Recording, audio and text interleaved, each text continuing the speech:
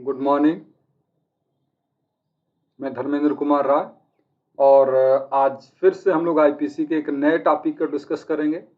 उससे पहले कि आप ये बताइए कि क्या मेरी आवाज़ आप तक पहुंच रही है।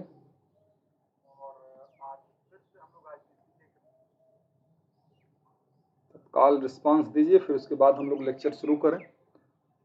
हाँ, दिव्या प्रणाम, दीपमाला प्रणाम, अजंती तिवारी प्रणाम, श्रीकांत प्रणाम, संगीता प्रणाम। तो शुरुआत करते हैं फिर। आज हम लोग, आवाज़ मेरी बिल्कुल सही जा रही है, कोई प्रॉब्लम नहीं है सुनने में।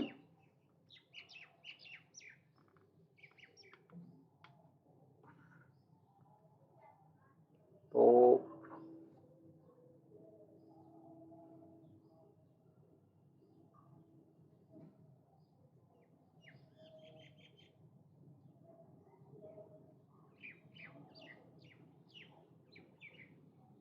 ठीक है, ठीक। पुरुषोत्तम नमस्ते। तो शुरुआत करते हैं, थोड़ा सा अनअकैडमी के बारे में जान लेते हैं, फिर अपने विषय पर आ जाएंगे।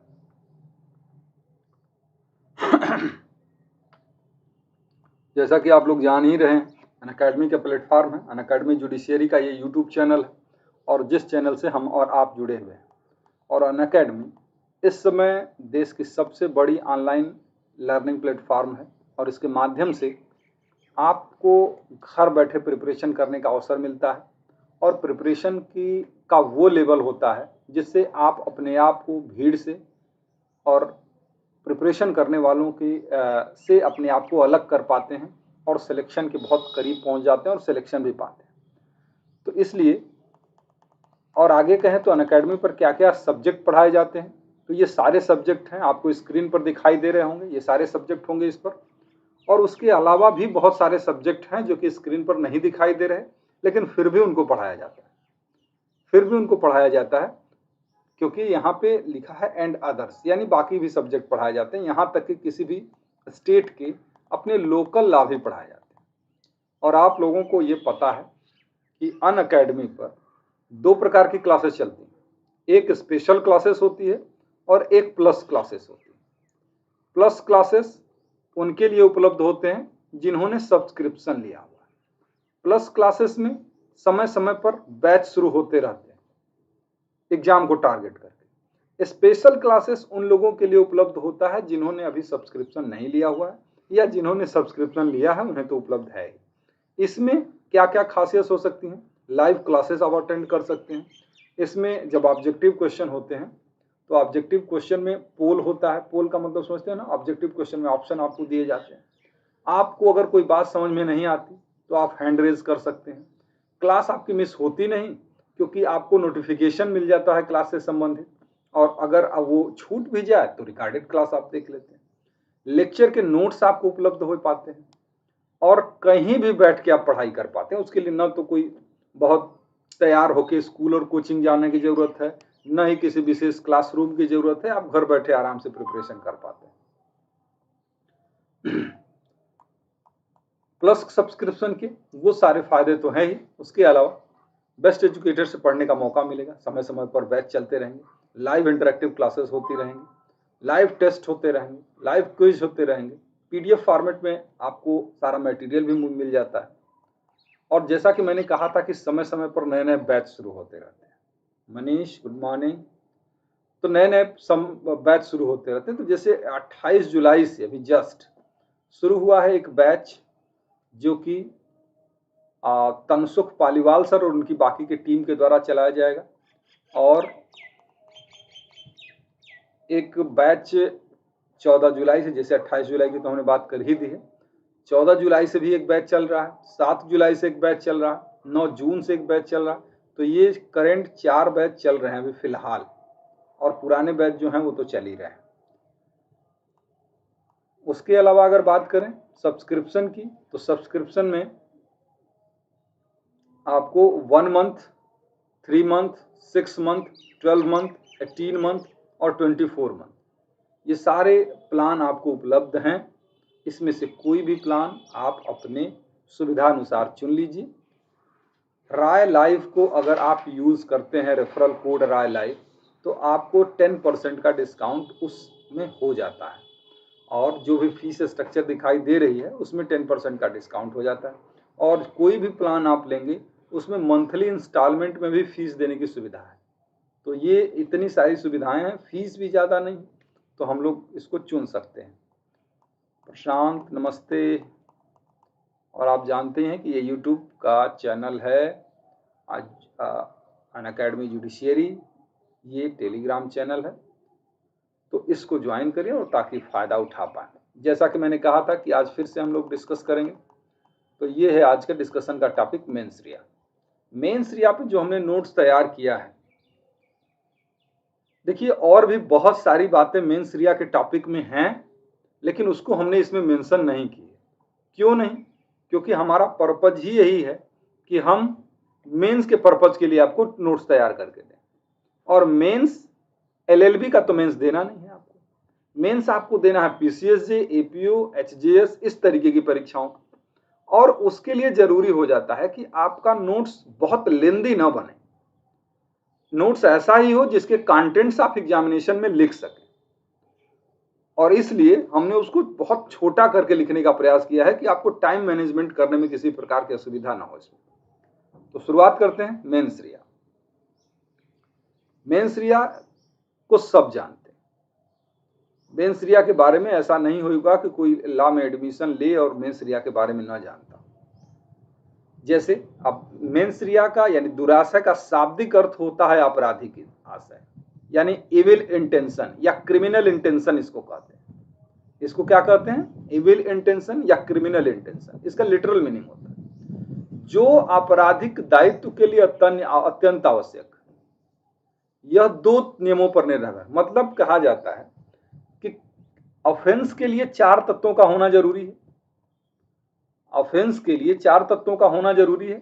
आपने देखा है, ह्यूमन बीइंग, मेंस रिया, तीसरा है एक्टस रियस, और चौथा है इंजरी।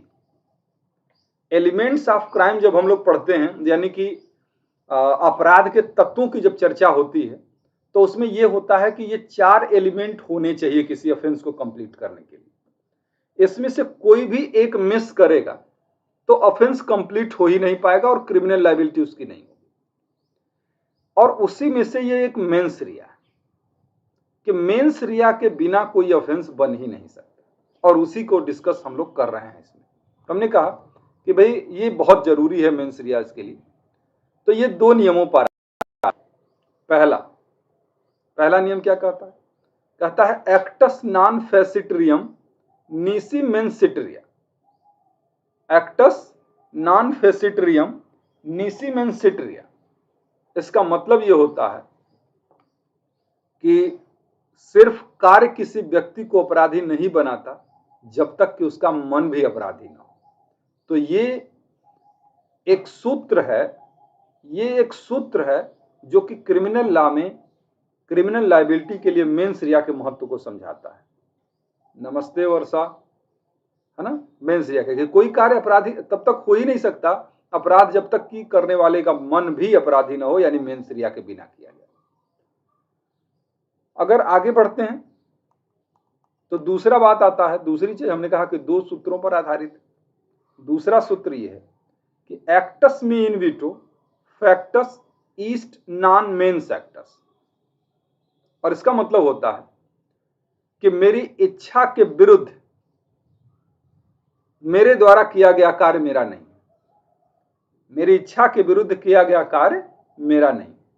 माने जो काम करने के लिए हमको कंपेल किया गया है, जो काम करने के लिए हमें डरा धमका के विवश किया गया है, लॉ के नजर में वो हमारा एक्ट है ही नहीं। समझे ना? माने लॉ उसको हमारा एक्ट मानती ही नहीं, और जो हमारा एक्ट है नहीं तो उसके लिए हमारी जिम्मेदारी क्यों होगी? तो एक्टस मी इनविटो फैक्टस इस्ट नॉन मेंस एक्टस का जो एप्लीकेशन है, एप्लीकेशन आप देखेंगे सेक्शन नंबर 94 ऑफ आईपीसी में है ना। ऐसा प्रिया नमस्ते, प्रणाम। आईपीसी के सेक्शन नंबर 94 में है कि कोई पर्सन जब कंपेल किया गया हो धमकियों द्वारा, थ्रेट द्वारा, तो वो क्रिमिनल लायबिलिटी से बिल्कुल मुक्त होता है, यानी कि उसकी कोई क्रिमिनल लायबिलिटी नहीं होगी उस कार्य के लिए। अब हमारे कहते हैं कि सर पे बंदूक तान दी जाए और कह दीजिए, कहा जाए कि ये ताला तोड़ो तुम, तो हम तो ताला तोड़ेंगे ही ना अपनी जान बचाने के लिए। तो ये चूंकि हमने ताला तोड़ा जरूर है, लेकिन फिर भी उसके लिए हमारी कोई लायबिलिटी नहीं होगी, क्योंकि वो काम जो हमने किया था वो काम हमारी इच्छा के विरुद्ध किया गया था। हालांकि इसमें भी बहुत सारे टेक्निकल नियम हैं, लेकिन हम लोग बेसिक नियम की ही चर्चा करके आगे बढ़ेंगे, क्योंकि हमारा टॉपिक जो है वो है मेंस रिया। तो यहाँ चीजें, इतनी चीजें आप मेंशन कर दीजिएगा, स्क्रीनशॉट ले लीजिए, इसका स्क्रीनशॉट ले लीजिए इसका। दो मैगजीन, एक्टस नॉन फेसिट्रियम निसीमेंसिट्रिया और एक्टस मी इन विटो फैक्टस इस नॉन मेंस एक्टस, ये है। चलिए आगे बढ़ते हैं। आज का लेक्चर उतना लंबा नहीं करेंगे, जल्दी से खत्म कर देंगे आप लोगों को। हाँ, इस प्रकार, हाँ देखिए, अब इस प्रकार मन स्थिति के दो तत्व, मन स्थिति मतलब मेंस रिया, मन स्थिति के दो तत्व हैं। पहला, किसी कार्य को करने का आशय, और दूसरा कि उन दशाओं का ज्ञान जो उस कृत्य को दोषपूर्ण बना देता है। क्या हमने कहा कि किसी कार्य को करने का आशय, और दूसरा उन दशाओं का ज्ञान जो उस कार्य को दोषपूर्ण बना देता है। इसका मतलब आप समझ रहे हैं ना कि मेंस रिया के दो एलिमेंट, एक तो ये कि उस एक्ट को करने का इंटेंशन, और ये नॉलेज कि वो जो एक्ट कर रहे हैं ना वो अच्छा नहीं है, वो लॉ के अगेंस्ट है, वो अनुचित है। तो इतनी समझ अगर है किसी पर्सन में, तो माना जाएगा कि उसने मेंस रिया से यानी दुराशय से उस एक्ट को किया है, और मेंस रिया से किसी एक्ट को किया है तो आप जानते ही हैं कि उसकी क्रिमिनल लायबिलिटी क्या होगी। ठीक है, तो ये चीज लिख लीजिएगा, मेंस रिया के दो तत्व, आशय होना चाहिए और वो क्या कर रहा है उसका ज्ञान भी होना चाहिए। संगीता, अब देख लेते हैं मेंस रिया के संबंध में। मेंस रिया ऐसा टॉपिक है, या मेंस रिया ऐसी चीज है, एलिमेंट है क्रिमिनल लायबिलिटी का, जिसको लेके शुरू में बड़ा डिस्प्यूट रहा है। किस बात को लेके डिस्प्यूट रहा है कि चलिए मान लीजिए कि कहीं लिखा है कि ऐसा इंटेंशन होगा तो ऑफेंस होगा। अगर किसी लॉ में ये लिखा ही ना हो कि ऐसा इंटेंशन होना जरूरी है या नहीं, तो क्या वो एक्ट भी ऑफेंस होगा कि नहीं हो? इस बात को लेके बड़ा डिस्प्यूट रहा है। तो हमने उसको संक्षेप में करने का प्रयास किया उस डिस्प्यूट को,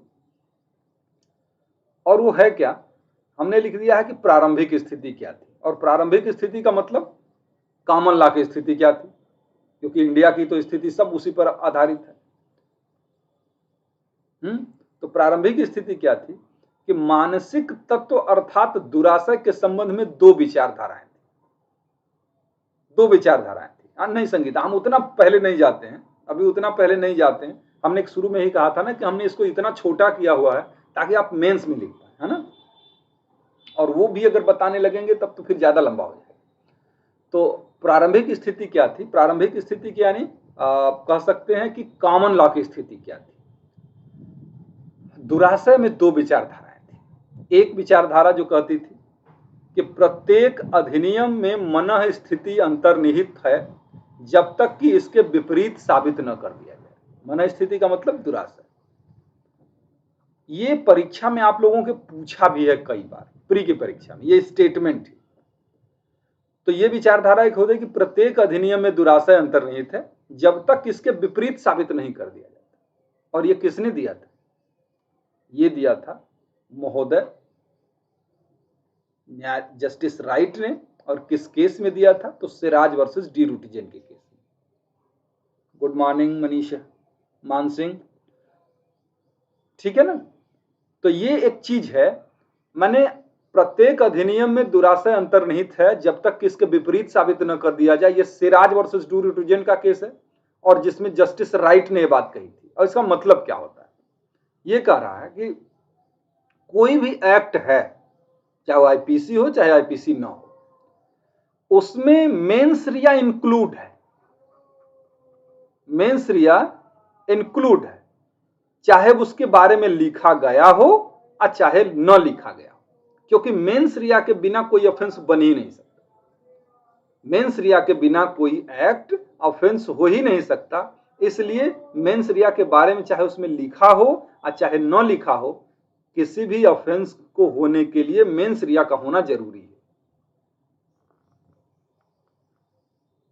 हाँ बिल्कुल संगीता, हाँ ठीक है ना। तो मेंस रिया है, चाहे उस एक्ट में इसके बारे में लिखा गया हो या न लिखा गया हो। मैं दूसरा भी सिद्धांत बताता हूं तो शायद आपको समझ में आए। दूसरा विचारधारा क्या है, जो कि न्यायाधीश केनेडी यानी हॉब्स वर्सेस विंस्टर कॉर्पोरेशन के केस में दी गई थी। और क्या है, उन्होंने कहा था कि अधिनियम की हमें शाब्दिक व्याख्या की जानी चाहिए, लिटरल इंटरप्रिटेशन होना चाहिए, लिटरल इंटरप्रिटेशन होना चाहिए। जब तक कोई चीज यह स्पष्ट न कर दे कि मन स्थिति आवश्यक। अब देखिए दोनों बातें अलग अलग हो गई, दोनों बातें अलग अलग हो गई। और क्या अलग अलग हो जा रही,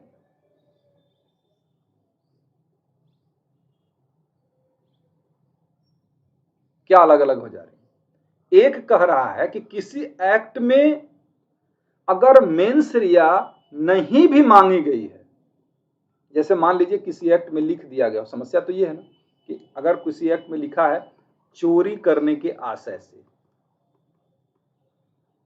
चोरी करने के आशय से, ठीक, तो यहां तो लिखा है ना कि भाई कोई पर्सन चोरी के लिए तभी लायबल होगा जब उसका ऐसा इंटेंशन होगा, यहां तो लिख दिया गया। तो यही बात तो झगड़ा है कि यहां तो लिख दिया गया तो हम मानेंगे कि नहीं, जब तक इंटेंशन नहीं होगा तब तक तो ऑफेंस नहीं बनेगा, क्योंकि यहां लिखा है कि चोरी में इंटेंशन का होना जरूरी है। लेकिन समस्या यह है कि जहां लिखा ही नहीं है, जहां ये नहीं लिखा है कि इस इंटेंशन से या इस नॉलेज से, तो क्या वहां भी क्रिमिनल इंटेंशन का मेंस रिया का होना जरूरी है। इसी बात को लेके, इसी बात को लेके आप देख रहे हैं कि कह रहा है कि नहीं, लिखा होना जरूरी नहीं। सिराज वर्सेस डी रुटजन के केस में जो कहा गया था कि लिखा होना जरूरी नहीं है, एक्ट तब तक ऑफेंस नहीं होगा जब तक मेंस रिया नहीं होगी, चाहे उस एक्ट में लिखा गया हो और चाहे न लिखा गया। वो ऑफेंस तभी बनेगा जब मेंस रिया होगी। लेकिन इस केस में, इस केस में हॉब्स वर्सेस विंस्टर कॉर्पोरेशन के केस में जस्टिस केनेडी ने क्या कहा है, उस केनेडी ने कहा कि नहीं, देखिए भाई, जहां इंटेंशन की रिक्वायरमेंट है, सेक्शन ऐसी डिमांड करता है कि इंटेंशन होना चाहिए, तब तो इंटेंशन होगा तो ऑफेंस बनेगा। और अगर सेक्शन ऐसी डिमांड नहीं करता तो फिर वहां बिना इंटेंशन के किसी पर्सन को लायबल नहीं ठहराया जाना चाहिए। तो ये दोनों ओपिनियन डिफरेंट रही। अब कहें कि जो भारत की वर्तमान स्थिति है ना, वो कहीं ना कहीं ये हॉब्स वर्सेस विंस्टर कॉर्पोरेशन का जो स्टेटमेंट है उससे ज्यादा मिलता जुलता है। मैं आगे बताऊंगा उन सब चीजों को। नहीं समझ में आया तो ये चीज आप नोट लिख लीजिएगा, ये ज्यादा इफेक्टिव होगा। भले आपको समझ में ना आया हो लेकिन इफेक्टिव ज्यादा होगा इसको। अब इसके बाद वो चीजें हो गई, ओपिनियन हो गया कि नहीं कहां जरूरी है तब, जरूरी नहीं है तब। आर वर्सेस प्रिंस का एक केस, उस पर बहुत फेमस केस है, आप लोग जानते ही हैं, आर वर्सेस प्रिंस के केस। आर वर्सेस प्रिंस के केस की कहानी भी आप सबको पता है, तो हमने फैक्ट नहीं लिखे हैं उसके, फैक्ट हमने उसको नहीं लिखा है क्योंकि अब वो सब लिखने का जमाना नहीं है। क्योंकि अगर आपके पास मटेरियल है तो फैक्ट में एनर्जी और समय मत बर्बाद करें, क्योंकि फैक्ट आपको पता है, ये इतना बात पता है। तो इस मामले में जस्टिस ब्लैकबर्न ने क्या जजमेंट दिया था, क्या ओपिनियन दी थी, ये अब हम लोग देखेंगे। देखिए, कहा उस मामले में जस्टिस ब्लैकबर्न ने अपनी ओपिनियन दी थी कि दो प्रकार से प्रोहिबिटेड एक्ट होते हैं। प्रोहिबिटेड एक्ट यानी निषिद्ध कार्य दो प्रकार के होते हैं, एक मैलम प्रोहिबिटम और दूसरा मैलम इन से। एक मैलम प्रोहिबिटम और एक मैलम इन से। अब ये मैलम इन प्रोहिबिटम और मैलम इन से क्या होता है? ठीक है, तो जस्टिस ब्लैकबर्न ने कहा कि दो प्रकार के एक्ट होते हैं, प्रोहिबिट एक्ट होते हैं, एक मैलम प्रोहिबिटम और एक मैलम इन से। मैलम प्रोहिबिटम क्या है? ये ऐसे कार्य होते हैं जिनको अपराध होने के लिए इसमें दुराशय का साबित किया जाना आवश्यक होता है, जिसमें दुराशय का साबित किया जाना आवश्यक होता है। यानी मैलम प्रोहिबिटम वो एक्ट होते हैं जिसमें किसी पर्सन का एक्ट तब तक ऑफेंस नहीं होगा जब तक कि उसे बैड इंटेंशन के साथ नहीं किया जाता, यानी मेंस रिया को प्रूफ करना पड़ता है, मैलम प्रोहिबिटम। और दूसरे प्रकार का एक्ट वो एक्ट होता है, दूसरे प्रकार का एक्ट वो एक्ट होता है जिसे हम मैलम इन से कहते हैं। इसके अंतर्गत ऐसे कार्य आते हैं जो मात्र कार्य ही अपराध हो जाते हैं, चाहे उसमें दुराशय हो अथवा न हो। समझे ना? माने एक्ट ही ऑफेंस है, अब उसमें मेंस रिया है या नहीं है इससे कोई मतलब नहीं। पहले वाले में क्या था कि मेंस रिया प्रूफ करनी पड़ती है कि मेंस रिया है तो ऑफेंस है, मेंस रिया नहीं है तो ऑफेंस नहीं है। लेकिन कुछ ऐसे भी एक्ट होते हैं जिसमें कि मेंस रिया नहीं हो या मेंस रिया हो, इससे कोई फर्क नहीं पड़ता, वो ऑफेंस है, मैलम इन से। दोनों बातें समझ में आई? तुरंत रिप्लाई दीजिए, या अगर कुछ पूछना चाहते हैं तो पूछ लीजिए। ये दोनों बातें समझ में आई ना? मैलम इन से और मैलम प्रोहिबिटम।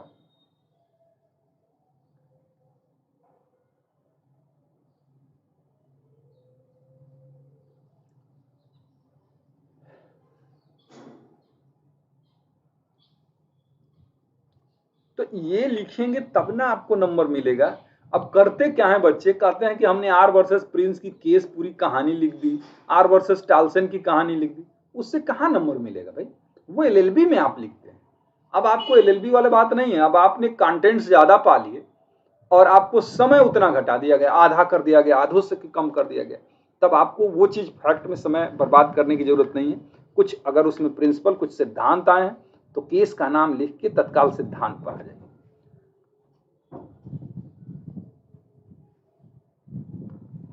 देखिए, मैं आर वर्सेस प्रिंस के केस में प्रिवी काउंसिल ने कहा था कि दो प्रकार के गलत कार्य होते हैं, है ना? प्रोहिबिटेड एक्ट दो प्रकार के होते हैं। एक वो एक्ट होता है जिसमें कि जब तक इंटेंशन नहीं होगा तब तक अपराध नहीं होगा। जैसे मान लीजिए मर्डर है, जैसे मान लीजिए चोरी है, जैसे मान लीजिए डकैती है, लूट है। ये इंटेंशन होता है तभी तो व्यक्ति लायबल होता है। तो यही कह रहा है कि तब तक अपराध नहीं होगा जब तक कि उसने मेंस रिया नहीं हो, यानी मेंस रिया को प्रूफ करना पड़ता है। मैलम इन से वो एक्ट होते हैं जिसमें कि किसी पर्सन को का सिर्फ एक्ट ही सफिशिएंट होता है उसकी क्रिमिनल लायबिलिटी के लिए, उसकी मेंस रिया को साबित करने की जरूरत नहीं होती। अब उसमें जो प्रिंस है, जिसने प्रिंस जो कि उस बच्चे को, अरे उस लड़की को ले गया था, उस लड़की को जिसकी उम्र 16 वर्ष थी, उसको उनके माँ बाप के गार्जियनशिप से बाहर ले गया था, उसको किडनैपिंग के लिए दोषी माना गया। किडनैपिंग के लिए दोषी माना गया क्यों? क्योंकि उसका जो एक्ट था वो मैलम इन से के अंतर्गत आता था। मैलम इन से के अंतर्गत आता था, यानी किडनैपिंग के लिए इंटेंशन का होना जरूरी नहीं है। ये तो आपने जानते ही, किडनैपिंग के लिए इंटेंशन का होना जरूरी है, मेंस रिया का होना जरूरी नहीं है ना। मेंस रिया से कोई मतलब ही नहीं है किडनैपिंग के मामले में। तो ये मैलम इन से के अंतर्गत आता है, इसलिए प्रिंस को लायबल ठहराया गया, भले ही उसने ये समझा था कि इस लड़की की एज 18 साल से ऊपर है। ठीक है ना? तो किस सिद्धांत के आधार पर उसको लायबल ठहराया गया, वो ये सिद्धांत है मैलम इन से। यानी ऐसे कुछ कार्य होते हैं जिसमें मेंस रिया को प्रूफ करने की जरूरत नहीं होती, मेंस रिया के बिना भी कुछ एक्ट हैं जो ऑफेंस बन जाते हैं। और इनका यानी प्रिंस का जो एक्ट था वो मैलम इन से के अंतर्गत आता था। आगे बढ़ते हैं।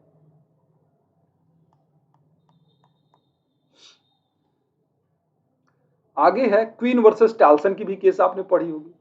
आर वर्सेस प्रिंस और क्वीन वर्सेस टाल्सन की केस तो सबने पढ़ी है। क्वीन वर्सेस टाल्सन की वही वाली कहानी है, सबको पता है। वही वाली कहानी है कि एक महिला ने का पति गायब हो गया था, उसने इंतजार किया 6 साल से ज्यादा समय तक, उसने पता किया, फिर उसके बाद विवाह कर लिया और फिर उसके बाद उसका पति रिटर्न होके आ जाता है और पति ने उस पर बाइगेमी के लिए केस कर दिया कि इसने जो है दूसरा विवाह कर लिया, हमारे जीते जी हमको तलाक भी नहीं दिया और हम जिंदा भी हैं तब भी उसने दूसरा विवाह कर लिया, तो बाइगेमी के लिए केस हो गया। लेकिन इसमें उस महिला को बाइगेमी के लिए कन्विक्ट नहीं किया गया था। ये कहानी भी तो आपको क्लियर होगी। आर वर्सेस प्रिंस के मामले में इस दोनों के अंतर को समझिएगा। आर वर्सेस प्रिंस के मामले में उस पर्सन को लाइबल ठहराया गया था और क्वीन वर्सेस टाल्सन के केस में उस महिला को लाइबल नहीं ठहराया गया था। जबकि यहां जो प्रिंस वाली केस थी किडनैपिंग और यहां पे जो टाल्सन वाली केस थी बाइगेमी, दोनों ही मामले मैलम इन से के अंतर्गत आते हैं। यानी कि दोनों ही मामलों में इंटेंशन का कोई महत्व नहीं होता, चाहे आपका इंटेंशन अच्छा हो चाहे आपका इंटेंशन बुरा हो, इससे कोई फर्क नहीं पड़ता, लाइबिलिटी आपकी हो जाएगी, ठीक है ना। लेकिन आखिर क्यों क्वीन वर्सेस टाल्सन के केस में उस महिला को छोड़ दिया? सद्भाव के आधार पर, सद्भाव के आधार पर आपराधिक दायित्व से मुक्ति दी गई, क्योंकि महिला ने सद्भाव पूर्वक यह विश्वास किया था कि उसके पति की मृत्यु हो चुकी।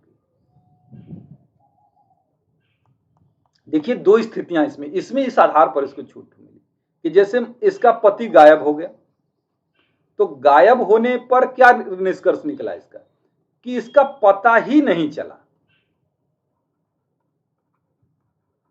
ठीक। और एक स्थिति है जब गायब हो गया लेकिन इसका पता चला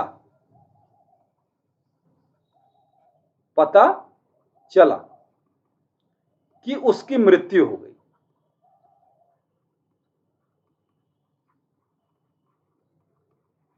ये दोनों कंडीशन अलग अलग है, एकदम से अलग है।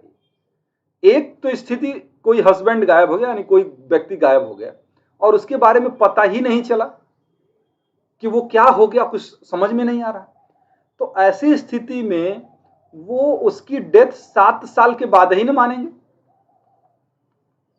7 साल के बाद मानेंगे, क्योंकि उसका पता नहीं चला, और जिसका पता नहीं चलता तो उसकी डेथ जो है 7 साल के बाद मानी जाती है ना। लेकिन एक स्थिति ये होती है कि वो गायब हो गया और जब हमने पता करने की कोशिश की तो पता चला, क्या पता चला, उसकी मृत्यु हो गई है। इन दोनों ही स्थितियों में बड़ा अंतर है। और इस केस में क्वीन वर्सेस टाल्सन के केस में वो गायब हुआ और गायब होने के बाद उसका जितने भी सोर्स से उस महिला ने पता लगाने की कोशिश की, यही पता चला कि उसकी क्या हो गई है, मृत्यु हो गई है। और मृत्यु हो गई है इस आधार पर उसने दूसरा विवाह कर लिया गुड फेथ में। इसलिए इसका कन्विक्शन नहीं किया गया। बच्चे सोचते हैं कि आखिर जब दोनों में एक ही तरीके की परिस्थिति थी तो आखिर एक में कन्विक्शन क्यों और एक में कन्विक्शन क्यों नहीं, ये कारण। उम्मीद है कि आपको ये बात समझ में आई होगी कि इंटेंशन तो दोनों मामलों में नहीं होना चाहिए, मतलब जरूरी नहीं है, हो भी सकता है नहीं भी हो सकता है, तो इंटेंशन का रोल तो दोनों मामलों में नहीं है, तो उसमें क्यों कन्विक्शन कर दिया गया, इसमें नहीं किया गया। इसमें इसलिए नहीं किया गया क्योंकि महिला ने जिन सोर्स से भी पता लगाने की कोशिश की, रिजल्ट ये निकला कि उसकी डेथ हो गई है।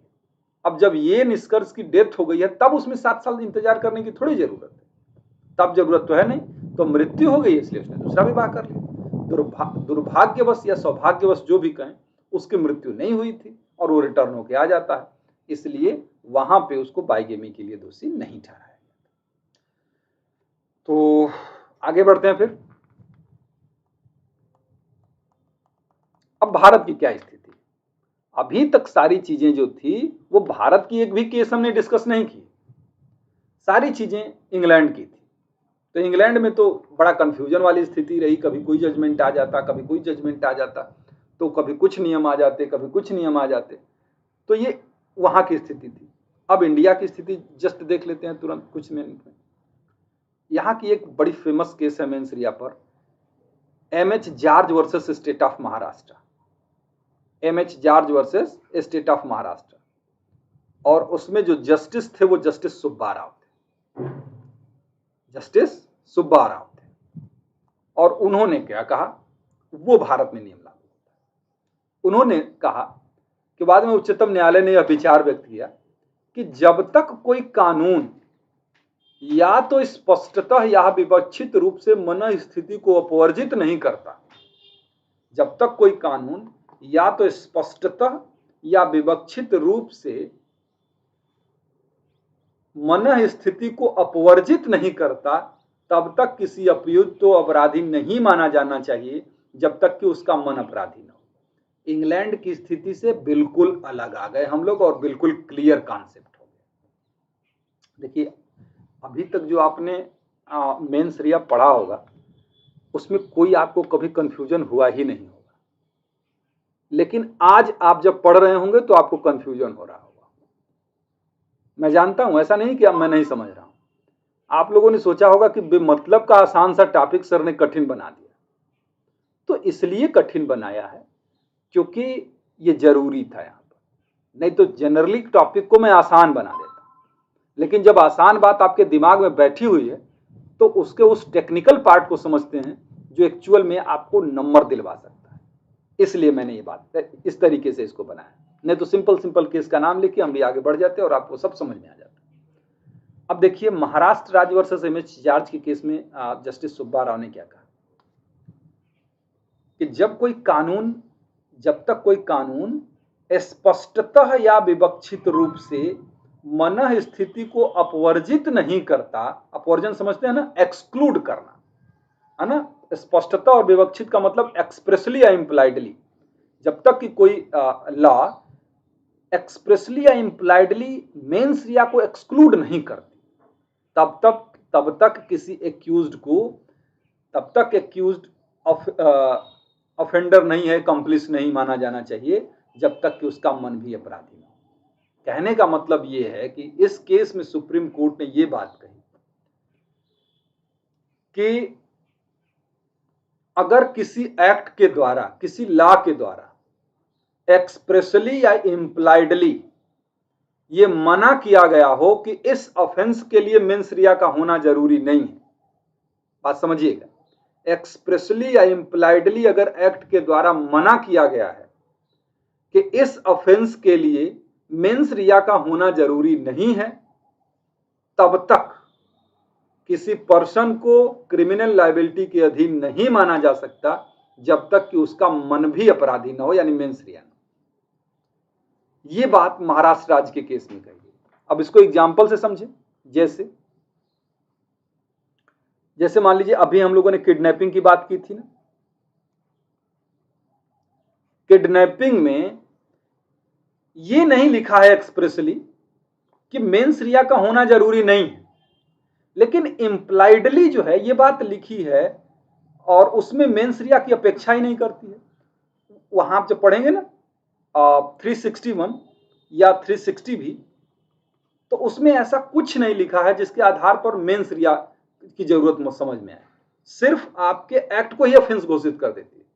तो यहां क्या है, इम्प्लाइडली मेंस रिया को एक्सक्लूड कर दिया गया है, इम्प्लाइडली मेंस रिया को एक्सक्लूड कर दिया गया है, यानी मन स्थिति को अपवर्जित कर दिया गया है। इसलिए किडनैपिंग में मेंस रिया साबित करने की जरूरत नहीं होती, किडनैपिंग करना ही अपने आप में अपराध हो जाता है। लेकिन उसके अलावा, मैंने कुछ ऐसे एक्सेप्शन को छोड़ दिया जाए तो उसके अलावा हर जगह मेंस रिया की अपेक्षा की जाती है, और जहां मेंस रिया की अपेक्षा की जाती है वहां पर मेंस रिया के बिना कोई अपराध नहीं बनेगा। जो बात एमएच जॉर्ज के केस में कही गई थी उसी बात को Nathulal versus State of Madhya Pradesh के केस में सुप्रीम कोर्ट ने एक्सेप्ट कर लिया कि जो बात सुप्रीम कोर्ट ने उस केस में कही वो बिल्कुल हम भी स्वीकार करते हैं, तो उसमें कोई अंतर नहीं। उसके आगे बढ़ते हैं।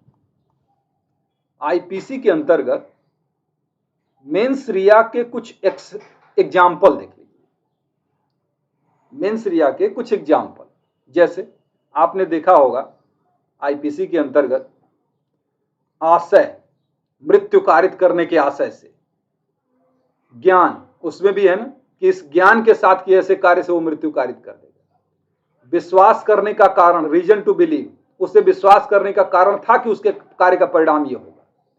स्वेच्छया, वॉलंटरली, कपटपूर्वक यानी फ्रॉडुलेंटली, बेईमानी पूर्वक, डिसऑनेस्टली, इस तरीके से शब्दों का प्रयोग किया गया है। और जहां इस तरीके के शब्दों का प्रयोग किया गया है, इसका मतलब यह होता है कि इस ऑफेंस को होने के लिए मेंस रिया का होना जरूरी है, और अगर मेंस रिया नहीं है तो ये ऑफेंस बनेंगे ही नहीं। अब पीछे की सारी चीजें कनेक्ट हो गई इसमें।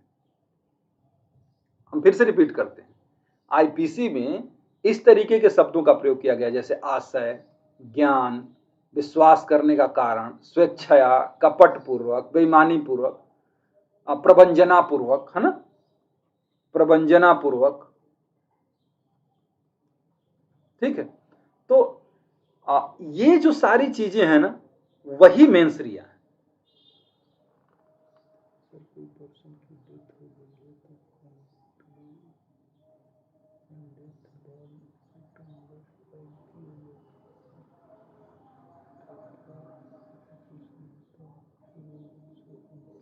है ना, बिल्कुल।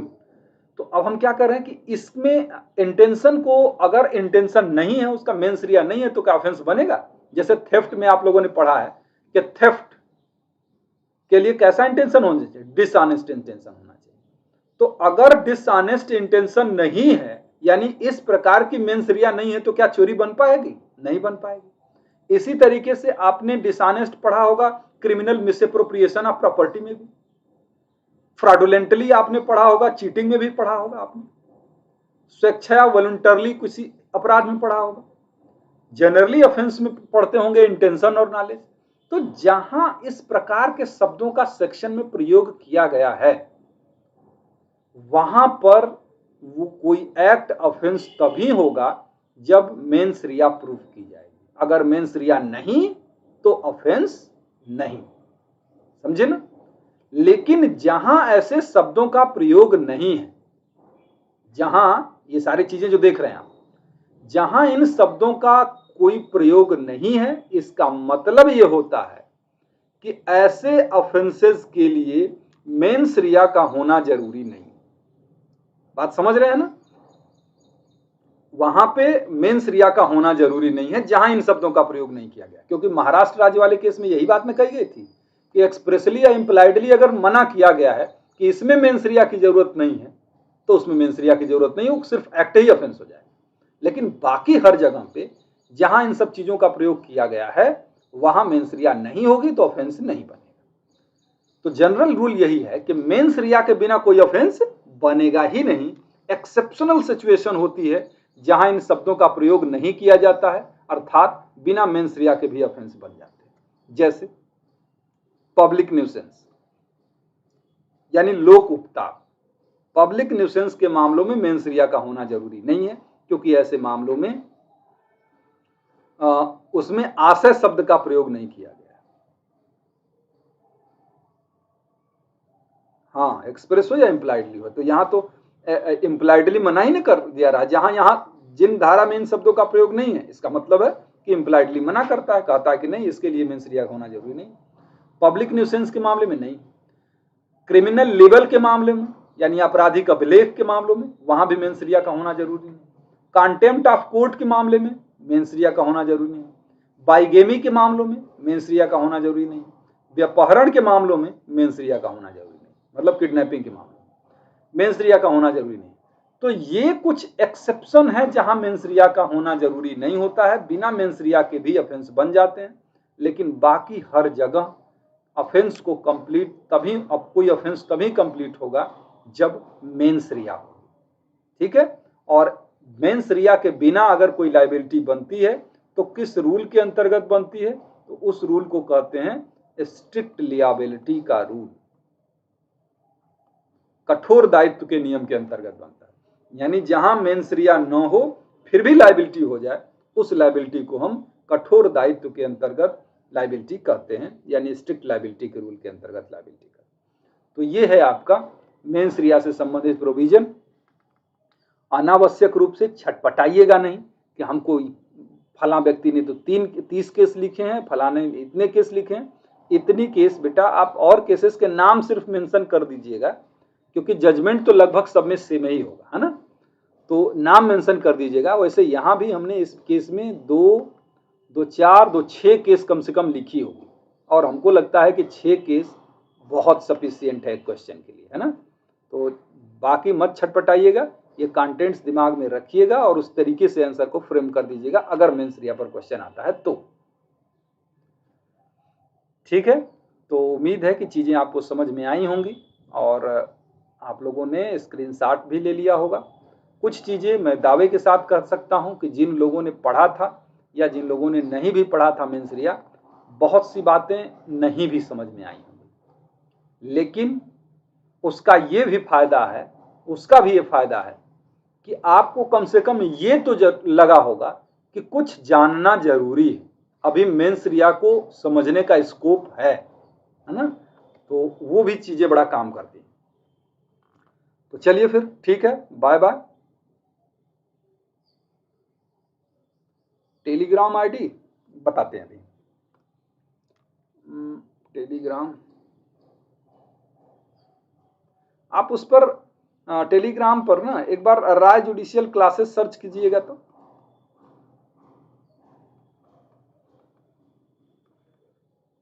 नहीं तो रहने दीजिए, ये मत सर्च करिएगा, ये मत सर्च करिएगा। आप कर लीजिए यूए जुडिशियरी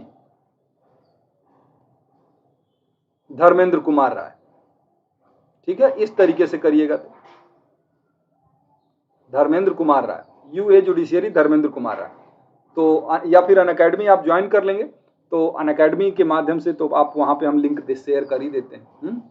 वैसे कल मैं कोशिश करूंगा कि कल के क्लास में मैं टेलीग्राम का यहाँ लिंक ही शेयर कर दूं ताकि आप लोगों को पहुंचने में दिक्कत ना हो। Okay, thank you, thank you. आज मैं बता दूं कि देखिए जो आईपीसी की क्लास स्पेशल क्लास के रूप में चलती थी, आज या अब से वो प्लस क्लास पर होगी, तो यानी कि वो बच्चे अब क्लास नहीं कर पाएंगे। ठीक है, ओके, बाय बाय।